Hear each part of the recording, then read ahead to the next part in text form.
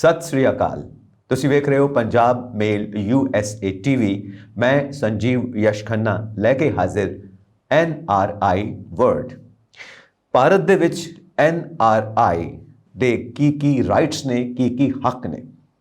NRIs Bharat ਦੇ ਵਿੱਚ ਕੋਈ ਵੀ ਪ੍ਰੋਪਰਟੀ ਹੋਵੇ ਉਸ ਨੂੰ ਇਨਹੈਰਿਟ ਕਰ ਸਕਦੇ ਨੇ, ਚਾਹੇ ਉਹ ਕਮਰਸ਼ੀਅਲ ਪ੍ਰੋਪਰਟੀ ਹੋਵੇ, ਚਾਹੇ ਉਹ ਰੈਜ਼ੀਡੈਂਸ਼ੀਅਲ ਪ੍ਰੋਪਰਟੀ ਹੋਵੇ, मतलब ਕਿਸੇ ਵੀ ਤਰ੍ਹਾਂ ਦੀ ਪ੍ਰੋਪਰਟੀ ਹੋਵੇ, ਫਾਰਮ ਹਾਊਸ ਹੋਵੇ, ਐਗਰੀਕਲਚਰ ਲੈਂਡ ਹੋਵੇ, ਖੇਤੀਬਾੜੀ ਦੀ ਜ਼ਮੀਨ ਹੋਵੇ, ਫਾਰਮ ਹਾਊਸ ਹੋਵੇ, ਕਿਸੇ ਵੀ ਤਰ੍ਹਾਂ ਦੀ ਇਮੂਵੇਬਲ ਪ੍ਰੋਪਰਟੀ ਹੋਵੇ, ਤੁਸੀਂ ਉਸ ਨੂੰ ਇਨਹੈਰਿਟ ਕਰ ਸਕਦੇ ਹੋ। ਯਾਨੀ ਕਿ ਤੁਹਾਨੂੰ ਉਹ ਜਾਇਦਾਦ ਵਿੱਚ ਮਿਲ ਸਕਦੇ ਨੇ। ਜੇ ਤੁਹਾਡੇ ਬਜ਼ੁਰਗਾਂ ਦੀ, ਪੁਰਖਿਆਂ ਦੀ ਉਹ ਜ਼ਮੀਨ ਹੈ, ਤੁਹਾਡੇ ਐਂਸੈਸਟਰਸ ਦੀ ਉਹ ਜ਼ਮੀਨ ਹੈ, ਤੁਸੀਂ ਐਜ਼ ਪਰ ਇੰਡੀਅਨ ਲਾਅ ਉਸ ਨੂੰ ਇਨਹੈਰਿਟ ਕਰ ਸਕਦੇ ਹੋ। ਇਸ ਦਾ ਸਾਰੇ NRIs ਨੂੰ ਕਾਨੂੰਨੀ ਹੱਕ ਹਾਸਿਲ ਹੈ ਭਾਰਤ ਦੇਸ਼ ਦੇ ਵਿੱਚ। NRI ਦਾ ਸਟੇਟਸ ਪ੍ਰੂਫ ਕੀ ਹੈ ਜੋ ਭਾਰਤ ਦੇ ਵਿੱਚ ਉਹਨੂੰ ਆ ਕੇ ਦੇਣਾ ਪੈਂਦਾ ਹੈ?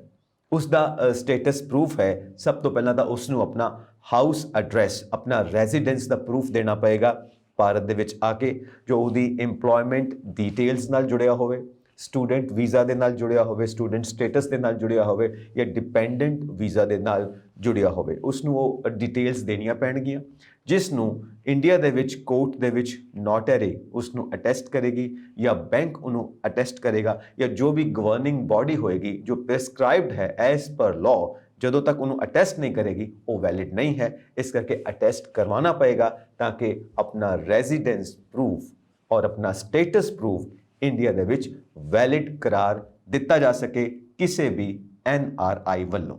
ਇੱਕ NRI ਭਾਰਤ ਦੇ ਵਿੱਚ ਕਿੰਨੇ ਦਿਨ ਰਹਿ ਸਕਦਾ ਹੈ?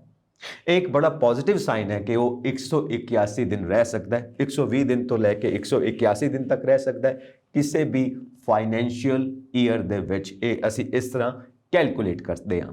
365 दिन भी रह सकता है।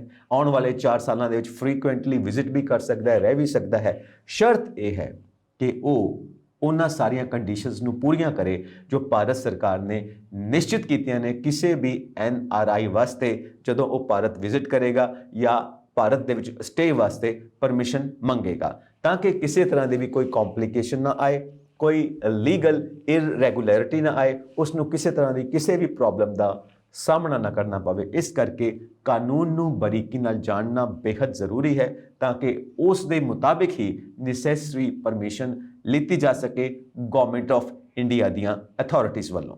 ਕੀ NRIs ਨੂੰ ਭਾਰਤ ਦੇ ਵਿੱਚ ਟੈਕਸ ਦੇਣਾ ਪੈਂਦਾ ਹੈ? ਬਿਲਕੁਲ ਦੇਣਾ ਪੈਂਦਾ ਹੈ, ਕੁਝ ਕੰਡੀਸ਼ਨਸ ਦੇ ਵਿੱਚ।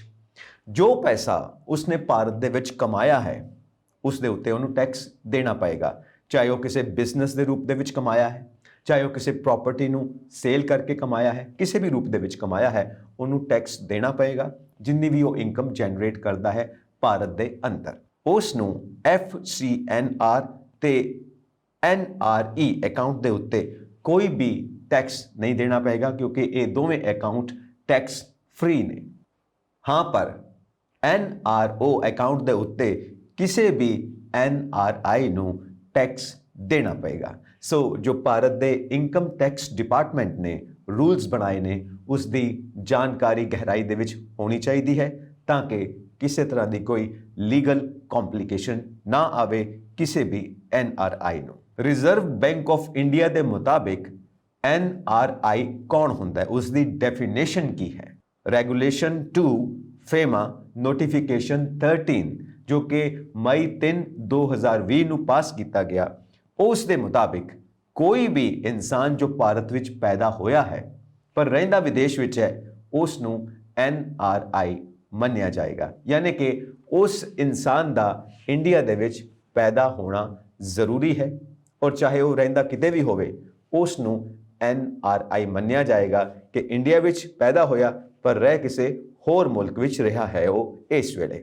ਸੋ NRI ਭਾਰਤ ਦਾ ਵੀ ਸਿਟੀਜ਼ਨ ਮੰਨਿਆ ਜਾਂਦਾ ਹੈ, ਚਾਹੇ ਉਹ ਵਿਦੇਸ਼ ਵਿੱਚ ਰਹਿੰਦਾ ਹੋਣ ਕਰਕੇ ਉਸ ਦੇਸ਼ ਦਾ ਵੀ ਨਾਗਰਿਕ ਹੈ ਜਿੱਥੇ ਉਹ ਰਹਿ ਰਿਹਾ ਹੈ, ਪਰ ਭਾਰਤ ਦੇ ਵਿੱਚ ਪੈਦਾ ਹੋਇਆ ਹੈ, ਇਸ ਕਰਕੇ ਉਸ ਨੂੰ ਭਾਰਤ ਦਾ ਸਿਟੀਜ਼ਨ ਵੀ ਮੰਨਿਆ ਜਾਏਗਾ। ਸੋ ਇਹ ਹੈ reserve bank of India the NRI ਨੂੰ ਲੈ ਕੇ ਪਰਿਭਾਸ਼ਾ, ਡੈਫੀਨੇਸ਼ਨ।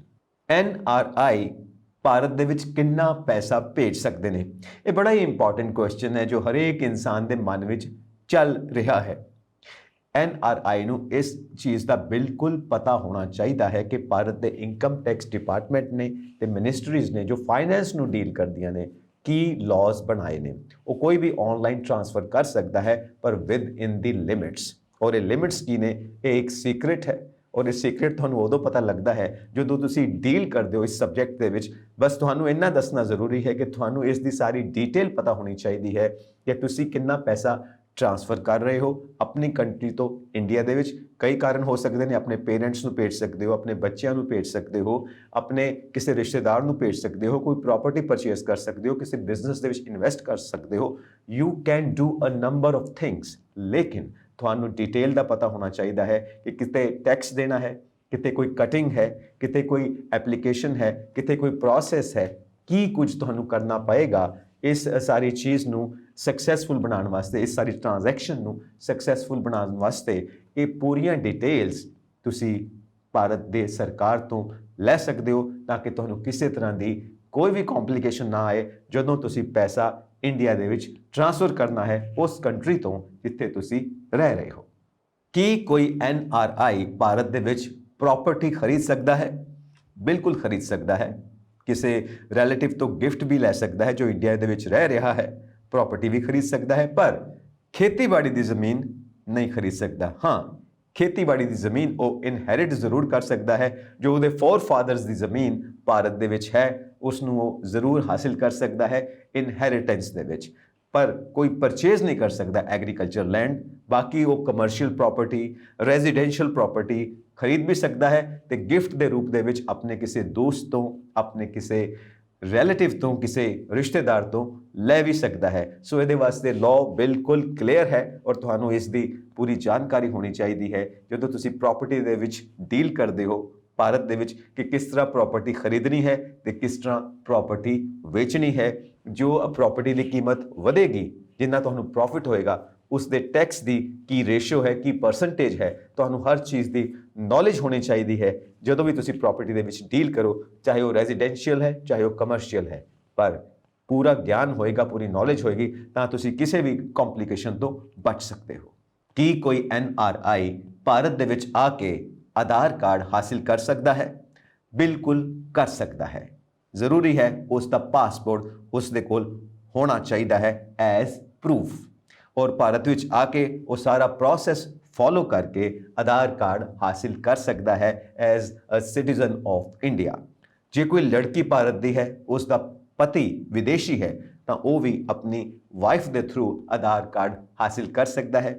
ਜੇ ਕੋਈ ਲੜਕਾ ਭਾਰਤ ਦਾ ਹੈ ਤੇ ਉਹਦੀ ਵਾਈਫ ਵਿਦੇਸ਼ੀ ਹੈ ਤਾਂ ਉਹ ਵੀ ਆਪਣੇ ਹਸਬੈਂਡ ਦੇ ਥਰੂ ਆਧਾਰ ਕਾਰਡ ਹਾਸਿਲ ਕਰ ਸਕਦੀ ਹੈ। ਜ਼ਰੂਰੀ ਹੈ ਉਹ ਸਾਰੇ ਪ੍ਰੂਫ ਜੋ ਪਾਸਪੋਰਟ ਦੇ ਰੂਪ ਦੇ ਵਿੱਚ ਤੇ ਹੋਰ ਵੀ ਜੋ ਅਥਾਰਟੀਜ਼ ਡਿਮਾਂਡ ਕਰਨ, ਉਹ ਸਾਰੇ ਪ੍ਰੂਫਸ ਉਹਦੇ ਕੋਲ ਹੋਣੇ ਚਾਹੀਦੇ ਨੇ ਤਾਂ ਕਿ ਕਿਸੇ ਤਰ੍ਹਾਂ ਦੀ ਕੋਈ ਦਿੱਕਤ ਨਾ ਆਵੇ ਆਧਾਰ ਕਾਰਡ ਹਾਸਿਲ ਕਰਨ ਦੇ ਵਿੱਚ। ਕੀ ਕੋਈ NRI ਭਾਰਤ ਵਿੱਚ ਆਏ ਬਿਨਾਂ ਆਪਣੀ ਪ੍ਰਾਪਰਟੀ ਭਾਰਤ ਦੇ ਵਿੱਚ ਵੇਚ ਸਕਦਾ ਹੈ?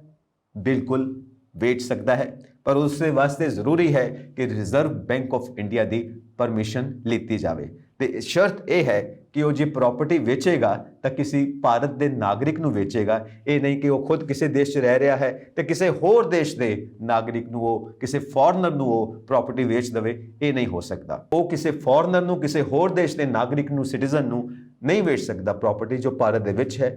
ਸਿਰਫ ਭਾਰਤ ਦੇ ਨਾਗਰਿਕ ਨੂੰ ਹੀ ਉਹ ਪ੍ਰਾਪਰਟੀ ਵੇਚ ਸਕਦਾ ਹੈ ਬਿਨਾਂ ਭਾਰਤ ਦੇ ਵਿੱਚ ਆਏ। ਤੇ ਇਸ ਗੱਲ ਦਾ ਖਾਸ ਧਿਆਨ ਰੱਖਿਆ ਜਾਏ ਕਿ ਰਿਜ਼ਰਵ ਬੈਂਕ ਆਫ ਇੰਡੀਆ ਨੂੰ ਇਸ ਦੀ ਪੂਰੀ ਨੌਲੇਜ ਹੋਣੀ ਚਾਹੀਦੀ ਹੈ, ਨਹੀਂ ਤਾਂ ਫਰਦਰ ਕੰਪਲਿਕੇਸ਼ਨਸ ਆ ਸਕਦੀਆਂ ਨੇ।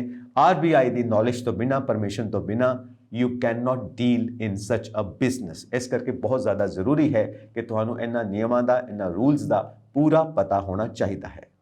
ਕੀ ਕਿਸੇ NRI ਅਕਾਊਂਟ ਦੇ ਵਿੱਚ ਭਾਰਤ ਵਿੱਚ ਆ ਕੇ ਪੈਨ ਕਾਰਡ ਹਾਸਿਲ ਕਰਨਾ ਜ਼ਰੂਰੀ ਹੈ ਜਾਂ ਅਕਾਊਂਟ ਖੋਲ੍ਹਣ ਵਾਸਤੇ ਪੈਨ ਕਾਰਡ ਜ਼ਰੂਰੀ ਹੈ?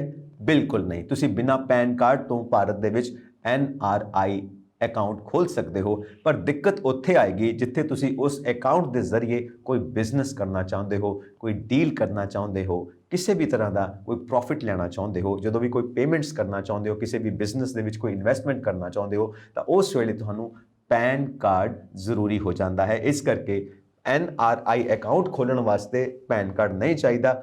ਪਰ ਉਸ ਅਕਾਊਂਟ ਦੇ ਜ਼ਰੀਏ ਕਿਸੇ ਵੀ ਤਰ੍ਹਾਂ ਦਾ ਬਿਜ਼ਨਸ ਡੀਲ ਕਰਨ ਦੇ ਲਈ ਤੁਹਾਨੂੰ ਪੈਨ ਕਾਰਡ ਜ਼ਰੂਰੀ ਚਾਹੀਦਾ ਹੈ। ਇਸ ਨਿਯਮ ਦੀ ਪੂਰੀ ਜਾਣਕਾਰੀ ਹੋਣੀ ਚਾਹੀਦੀ ਹੈ। ਤਾਂ ਇਸ ਲਈ ਤੁਸੀਂ ਪੈਨ ਕਾਰਡ ਜ਼ਰੂਰ ਅਪਲਾਈ ਕਰੋ, ਕਿਉਂਕਿ ਤੁਸੀਂ ਉਹ ਹਾਸਿਲ ਕਰ ਸਕਦੇ ਹੋ ਭਾਰਤ ਦਾ ਸਿਟੀਜ਼ਨ ਹੋਣ ਦੇ ਨਾਤੇ, ਔਰ ਤੁਹਾਨੂੰ ਤਾਂ ਹੀ ਉਸ ਅਕਾਊਂਟ ਦੇ ਜ਼ਰੀਏ ਕਿਸੇ ਤਰ੍ਹਾਂ ਦਾ ਕੋਈ ਵੀ ਬਿਜ਼ਨਸ ਕਰਨ ਦੀ ਪਰਮਿਸ਼ਨ ਦੇਗੀ ਗਵਰਨਮੈਂਟ ਆਫ ਇੰਡੀਆ।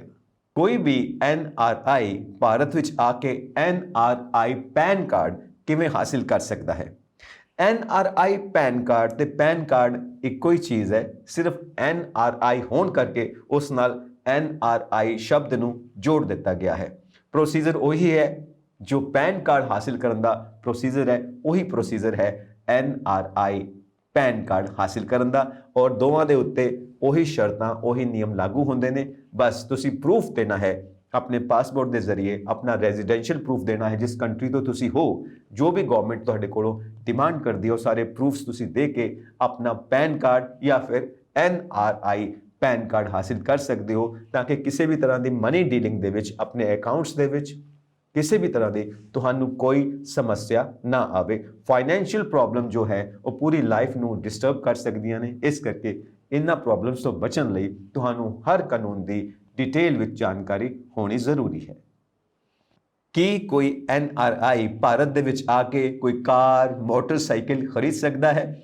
ਬਿਲਕੁਲ ਖਰੀਦ ਸਕਦਾ ਹੈ। ਉਹ ਆਪਣੇ NRE ਤੇ ਜਾਂ ਫਿਰ NRO ਅਕਾਊਂਟ ਦੇ ਜ਼ਰੀਏ पेमेंट्स करेगा, और इस तो इलावा कोई रिस्ट्रिक्शंस नहीं। तुसी कुछ भी खरीद सकते हो, कोई भी व्हीकल तुसी खरीद सकते हो। बस अपनी पसंद का व्हीकल खरीदने वास्ते अपने पसंद के शोरूम दे विच जाओ, सिलेक्ट करो, पेमेंट करो और अपनी गड्डी लैके, अपनी कार, अपनी बाइक लैके इंजॉय करो। पर उन्हां सारियां नियमां दा पालन करो, उन्हां सारे रूल्स का पालन करो जो भारत सरकार ने निश्चित किए ने, ट्रैफिक रूल्स और उस तो इलावा जो बैंक दे रूल्स ने, जो सेल परचेज दे रूल्स ने, everything you must be sure about. So उस तो बाद ही तुसी ये परचेज करके अपने व्हीकल ਨੂੰ ਇੰਜੋਏ ਕਰ ਸਕਦੇ ਹੋ। ਬੇਸ਼ੱਕ ਇਕੱਲੇ ਇੰਜੋਏ ਕਰੋ, ਬੇਸ਼ੱਕ ਆਪਣੀ ਫੈਮਿਲੀ ਦੇ ਨਾਲ ਇੰਜੋਏ ਕਰੋ। ਕੀ ਕੋਈ NRI ਭਾਰਤ ਦੇ ਵਿੱਚ ਆ ਕੇ ਲੋਨ ਲੈ ਸਕਦਾ ਹੈ? ਬਿਲਕੁਲ ਲੈ ਸਕਦਾ ਹੈ। ਤੁਸੀਂ ਆਪਣੇ NRE ਜਾਂ ਫਿਰ NRO ਅਕਾਊਂਟ ਦੇ ਵਿੱਚ ਲੋਨ ਲੈ ਸਕਦੇ ਹੋ। ਕਈ ਬੈਂਕਸ ਜਾਂ ਕਈ ਮਨੀ ਲੈਂਡਰਸ ਇੰਡੀਅਨ ਕਰੰਸੀ ਦੇ ਵਿੱਚ ਲੋਨ ਦਿੰਦੇ ਨੇ, ਕਈ ਫੋਰਨ ਕਰੰਸੀ ਦੇ ਵਿੱਚ ਵੀ ਲੋਨ ਦਿੰਦੇ ਨੇ। ਤੁਹਾਨੂੰ ਜਾ ਕੇ ਪੁੱਛਣਾ ਪਏਗਾ ਕਿ ਕਿਸ ਮੋਡ ਦੇ ਵਿੱਚ ਉਹ ਪੇਮੈਂਟ ਕਰਨ ਜਾ ਰਹੇ ਨੇ। ਸੋ ਤੁਸੀਂ ਬੇਸ਼ੱਕ ਲੋਨ ਲੈ ਸਕਦੇ ਹੋ, ਪਰ ਸ਼ਰਤ ਉਹੀ ਹੈ, ਜੋ ਨਿਯਮ ਨੇ, ਜੋ ਡਾਕੂਮੈਂਟਸ ਚਾਹੀਦੇ ਨੇ, ਜੋ ਪ੍ਰੂਫਸ ਚਾਹੀਦੇ ਨੇ, ਉਹ ਸਾਰੇ ਪ੍ਰੂਫਸ ਤੁਹਾਨੂੰ ਪ੍ਰੈਜ਼ੈਂਟ ਕਰਨੇ ਪੈਣਗੇ। ਸਾਰੇ ਡਾਕੂਮੈਂਟਸ ਤੁਹਾਨੂੰ ਪ੍ਰੈਜ਼ੈਂਟ ਕਰਨੇ ਪੈਣਗੇ, ਔਰ ਜਦੋਂ ਲੋਨ ਦੇਣ ਵਾਲੇ ਬਿਲਕੁਲ ਸ਼ਿਓਰ ਹੋ ਜਾਣਗੇ ਕਿ ਤੁਸੀਂ ਇੱਕ ਜੈਨੂਇਨ ਪਰਸਨ ਹੋ, ਤਾਂ ਹੀ ਉਹ ਤੁਹਾਨੂੰ ਲੋਨ ਰਿਲੀਜ਼ ਕਰਨਗੇ ਤੁਹਾਡੇ NRE ਜਾਂ NRO ਅਕਾਊਂਟ ਦੇ ਵਿੱਚ। ਸੋ ਹਮੇਸ਼ਾ ਸ਼ਿਓਰ ਰਹੋ ਕਿ ਰੂਲਸ ਕੀ ਕਹਿੰਦੇ ਨੇ ਕਿਸੇ ਵੀ ਕੰਟਰੀ ਦੇ ਜਿੱਥੇ ਤੁਸੀਂ ਡੀਲ ਕਰਨਾ ਚਾਹੁੰਦੇ ਹੋ। ਕੀ ਕੋਈ NRI ਭਾਰਤ ਦੀ ਨਾਗਰਿਕਤਾ ਯਾਨੀ ਸਿਟੀਜ਼ਨਸ਼ਿਪ ਹਾਸਿਲ ਕਰ ਸਕਦਾ ਹੈ? ਬੇਸ਼ੱਕ ਕਰ ਸਕਦਾ ਹੈ। ਸ਼ਰਤ ਇਹ ਹੈ ਕਿ ਉਸ ਦਾ ਜਨਮ ਭਾਰਤ ਵਿੱਚ, ਇੰਡੀਆ ਵਿੱਚ ਹੋਇਆ ਹੋਵੇ। ਇਹ ਨਹੀਂ ਕਿ ਉਹਦੇ ਮਾਤਾ ਪਿਤਾ ਇੰਡੀਆ 'ਚ ਪੈਦਾ ਹੋਏ ਤੇ ਫਿਰ ਕਿਸੇ ਦੂਸਰੇ ਦੇਸ਼ ਦੇ ਵਿੱਚ ਮਾਈਗ੍ਰੇਟ ਹੋ ਗਏ ਤੇ ਉਸ ਇਨਸਾਨ ਦਾ ਜਨਮ ਉਸ ਦੇਸ਼ ਵਿੱਚ ਹੋਇਆ ਜਿੱਥੇ ਉਸਦੇ ਮਾਤਾ ਪਿਤਾ ਮਾਈਗ੍ਰੇਟ ਹੋ ਕੇ ਸੈਟਲ ਹੋਏ ਨੇ, ਤਾਂ ਉਸ ਨੂੰ ਭਾਰਤ ਦਾ ਨਾਗਰਿਕ ਨਹੀਂ ਮੰਨਿਆ ਜਾ ਸਕਦਾ। ਸ਼ਰਤ ਇਹੀ ਹੈ ਕਿ ਉਸ ਦਾ ਜਨਮ ਭਾਰਤ ਵਿੱਚ ਹੋਇਆ ਹੋਵੇ, ਤਾਂ ਉਹ ਬਾਹਰ ਰਹਿੰਦੇ ਹੋਏ ਵੀ OCI Overseas citizenship of India ਹਾਸਿਲ ਕਰ ਸਕਦਾ ਹੈ। ਤੇ ਨਾਲ ਹੀ ਆਪਣੀ ਪਤਨੀ ਜਾਂ ਆਪਣੇ ਪਤੀ ਨੂੰ, ਚਾਹੇ ਉਹ ਵਿਦੇਸ਼ੀ ਹੋਣ, ਉਹਨਾਂ ਨੂੰ ਵੀ ਭਾਰਤ ਦੀ ਨਾਗਰਿਕਤਾ ਯਾਨੀ ਸਿਟੀਜ਼ਨਸ਼ਿਪ ਹਾਸਿਲ ਕਰਵਾ ਸਕਦਾ ਹੈ ਤੇ ਉਹ ਦੋਵੇਂ ਜੀ ਭਾਰਤ ਵਿੱਚ ਰਹਿ ਸਕਦੇ ਨੇ, ਕੰਮ ਵੀ ਕਰ ਸਕਦੇ ਨੇ। ਇਹ ਹਨ ਕੁਝ ਮੁੱਦੇ ਜੋ NRI ਵਰਡ ਦੇ ਨਾਲ ਜੁੜੇ ਹੋਏ ਨੇ। ਹੋਰ ਵੀ ਬਹੁਤ ਸਾਰੇ ਮੁੱਦੇ ਲੈ ਕੇ ਹਾਜ਼ਰ ਹੋਵਾਂਗੇ ਸਾਡੇ ਅਗਲੇ ਐਪੀਸੋਡਸ ਦੇ ਵਿੱਚ। ਸਾਡਾ ਐਪੀਸੋਡ ਹੈ NRI ਵਰਡ। ਬਹੁਤ ਬਹੁਤ ਸ਼ੁਕਰੀਆ। ਸਤਿ ਸ੍ਰੀ ਅਕਾਲ।